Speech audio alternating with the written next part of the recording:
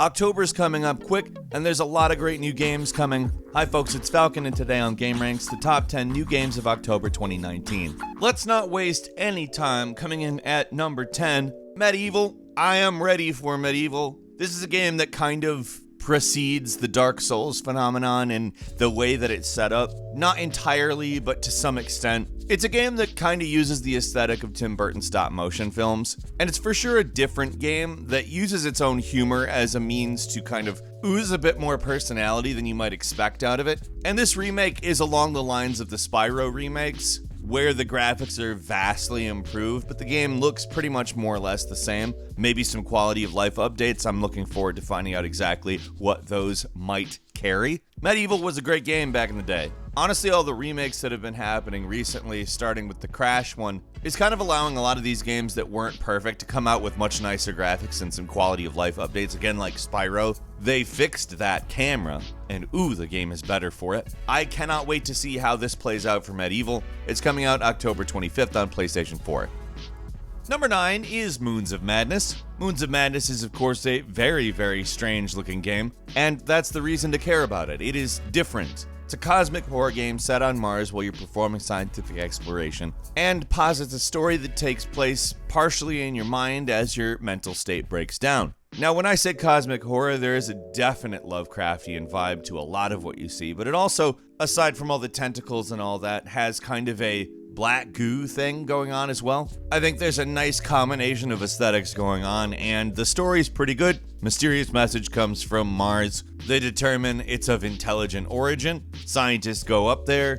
Cosmic horror ensues. I'm there for this. It's a very strange looking game, and I'm looking forward to whatever mysteries it holds. Moons of Madness is landing on PS4, Xbox One, and PC on Halloween. Look out for it.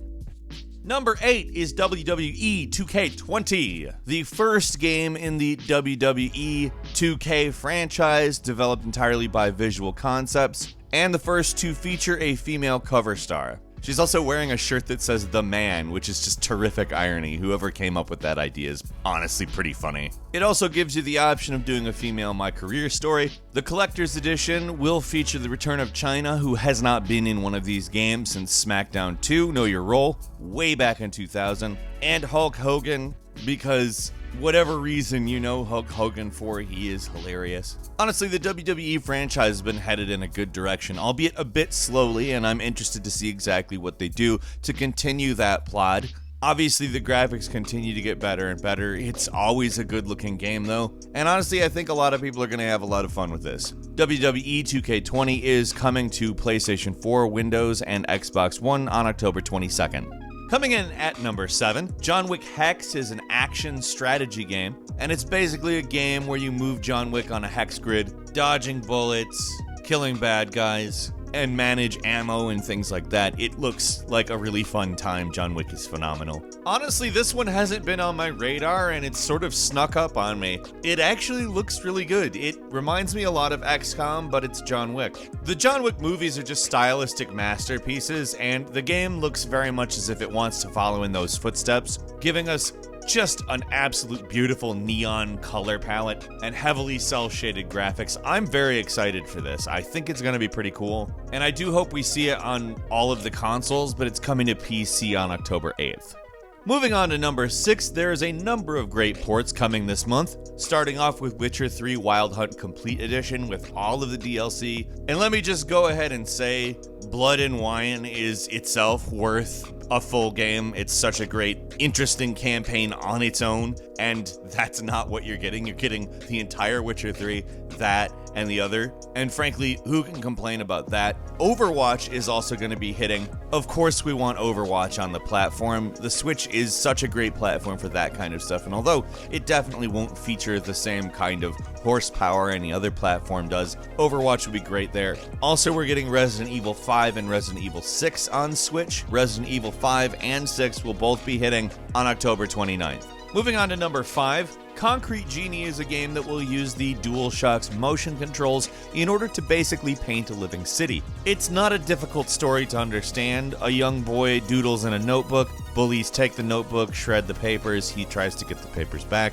finds a magic paintbrush, of course, as you do, and reinvigorates the city using it. To me, it kind of looks like it takes elements of a point-and-click adventure game and combines them with Jet Set Radio, which are two things you'd never think to combine, but I'm really excited and want to see if that's the case. We know for a fact there's some Jet Set Radio elements. The creative director of the game says the game is actually heavily inspired by Jet Set Radio, and that makes me happy. It will also have a PlayStation VR mode in case you are interested in that. Concrete Genie is a PS4 exclusive and will be hitting on October 8th.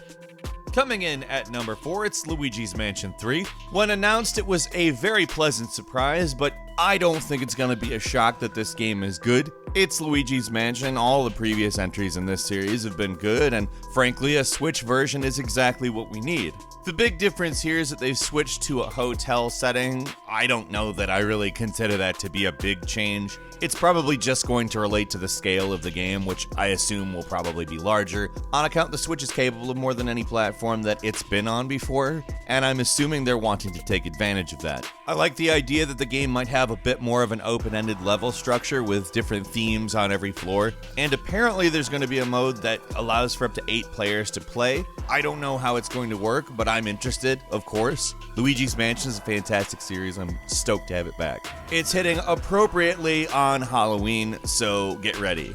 Number 3 is Ghost Recon Breakpoint, a new tactical shooter in the Ghost Recon series. Apparently, it is a game that features a world larger than the previous Ghost Recon Wildlands, which I think is a good move. That's part of the reason Ghost Recon Wildlands was great, is it was a big, open, very well put together world. It is a direct sequel to Wildlands, taking place 4 years after the events of, and happens on an island owned by a billionaire and quote-unquote philanthropist, and I think you know exactly where they're going with this. That sounds kinda messed up. Why are we doing Ghost Recon missions on an island owned by a billionaire philanthropist? Does he have something sinister going on? I'd bet yes. The game apparently has dialogue choices, but they don't really affect the main narrative, but rather enable you to gain intelligence, so I'm actually kind of not bothered by that. If somebody doesn't know how to do a big, sprawling, branching story, I think it's better if they just stick to a linear one, and I think that might be a good thing. We'll see when Ghost Recon Breakpoint hits Google Stadia, Windows, PlayStation 4, and Xbox One on October 4th. Coming in at number 2, and probably one of my most anticipated games of the year, is The Outer Worlds, what looks to be quite a magnum opus from Obsidian. In a lot of ways, it looks like Fallout by way of BioShock in space, with a semi-surrealist art style. And to be frank, I am just so excited for The Outer Worlds. Everything about this game just looks amazing to me. It looks beautiful, it looks like it's got tons of personality, and in my opinion, it harkens back to some of the great work that Obsidian has done through the years, like not only Fallout New Vegas, but even a little bit of a Knights of the Old Republic vibe as far as how characters appear to interact a bit, like the rhythm and tone. I don't know if that's appropriate or not, but I get that feel a bit from this, and I like that. Outer Worlds is just gonna be phenomenal. I'm so excited for it. It is coming to Windows, PlayStation 4, Xbox One, and Nintendo Switch. However, the Switch version has a TBA release date. We'll be seeing it on everything else on the 25th. And finally, landing at number 1, Call of Duty Modern Warfare, which as a reboot looks phenomenal. Like, I don't know how to express how cool this game actually looks, but it seems like somebody was like, hey, everybody's talking about single player games and how we need single player games that are good. Let's do it. That's what it looks like we're getting. The story is based around very gray morality, getting your hands dirty in order to help the common good, and I think that sounds great. The story trailer is really actually kind of riveting, and they have done an amazing job making realistic looking characters. That's of course good because realism is a high priority here. I actually have pretty high expectations for this game, and to say that of a Call of Duty title makes me very happy actually. Call of Duty Modern Warfare is hitting PS4, Xbox One, and PC on October 25th. Couple of bonus games for you. First is Destiny 2 Shadowkeep, the very first Destiny entry without Activision's involvement, and the very reason I am personally excited for Destiny 2 Shadowkeep. I'm very interested to see how Bungie handles this without Activision's involvement, because I think that's probably been the primary reason that it's not been great. I'm sure it'll have its own issues, but I do actually look forward to future Destiny stuff now, and that's cool. It's hitting PS4, Xbox One, Stadia, and PC on October 1st. After Party is a new game coming from the developers of Oxenfree, which, by the way, just want to say, Oxenfree, phenomenal. If you haven't played it, go ahead and do it.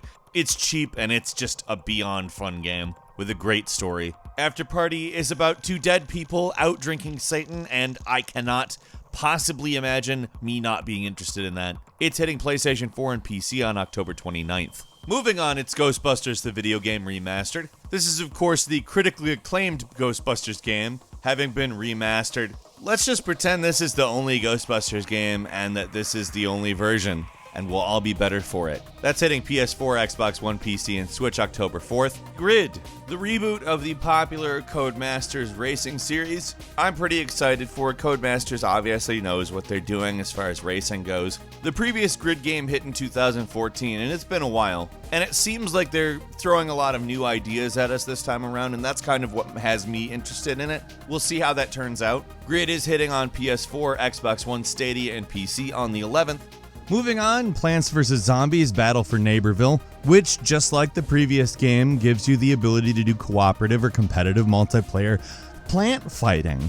There's 6 new classes in this version of the game, and honestly, Plants vs. Zombies has always been fun. I loved Garden Warfare 2. I look forward to another version of it. What games are you looking forward to this upcoming month? Leave us a comment, let us know what you think. If you like this video, click like, and if you're not subscribed, now's a great time to do so. We upload brand new videos every day of the week, and the best way to see them first is, of course, a subscription. So click subscribe, and don't forget to click the notification bell. As always, thank you very much for watching this video. I'm Falcon. You can follow me on Twitter @FalconTheHero. We'll see you next time, right here on GameRanx.